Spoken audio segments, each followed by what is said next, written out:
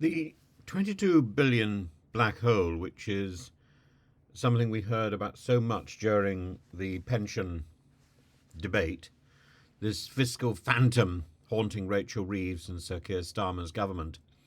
If the Chancellor was truly shocked by Treasury briefings, one might wonder whether she had been taking a prolonged nap during the campaign. The sheer gravity of the crisis was so overwhelming that election promises evaporated faster than the winter fuel allowance. And of course, the only solution to this cosmic fiscal calamity is a horror budget looming next week, with tax rises that would make even the hardest economist blanch.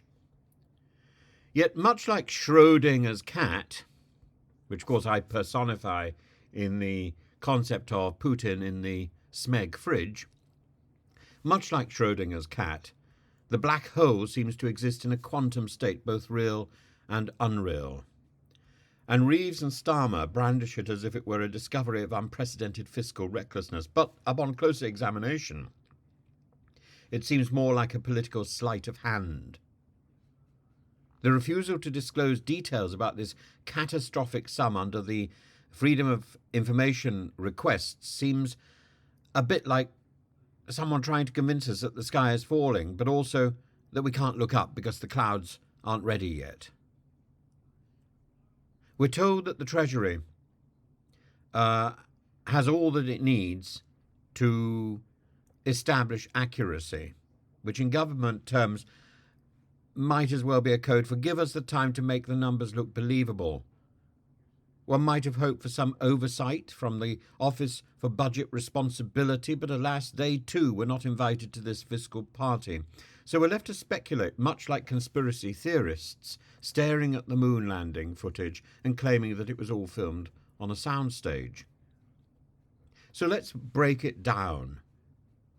Almost £10 billion of the so-called black hole comes from giving public sector workers pay rises. Hardly shocking, especially after years of pay freezes and political pressure to address inflationary pain. The other 8.6 billion, well, that's just normal reserve claims, which sounds eerily like a magician telling you the rabbit was always in the hat. You just didn't look hard enough. Funding election promises, Afghanistan resettlement, and reclassifying flood defences doesn't sound like an emergency, more like typical government housekeeping. And the illusion is further compounded by the fact that the 22 billion isn't actually going to become a reality until 2028. So here's where it gets really fun. The very existence of this black hole seems to serve two purposes. First, it justifies Labour's sudden abandonment of election pledges not to raise taxes. It's a pretext so convenient that it could have been dreamt up by a particularly cynical political strategist.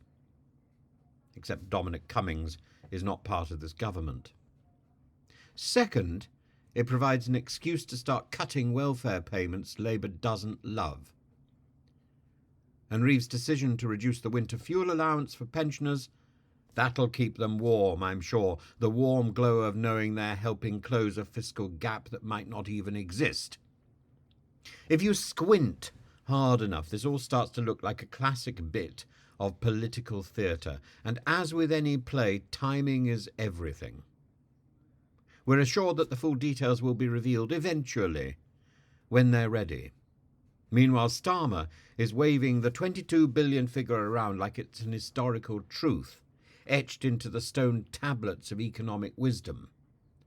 And who's to say it's not, after all? If enough people repeat it, it sort of becomes real. But in the grand tradition of fiscal black holes, once you start making things up, credibility is hard to regain. If it turns out that this 22 billion is nothing more than a convenient fiction, Reeves will find herself in the unenviable position of every chancellor's nightmare, being caught in a fiscal trap of her own making. It's one thing to wield a black hole as a rhetorical device, but quite another when the event horizon pulls your own credibility into the void.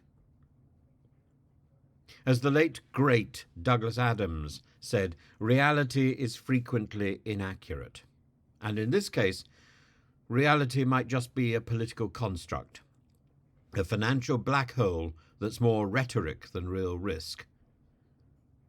But no doubt the Treasury will get back to us eventually, or at least back to the Financial Times eventually, back to reality eventually, or just back to 1984.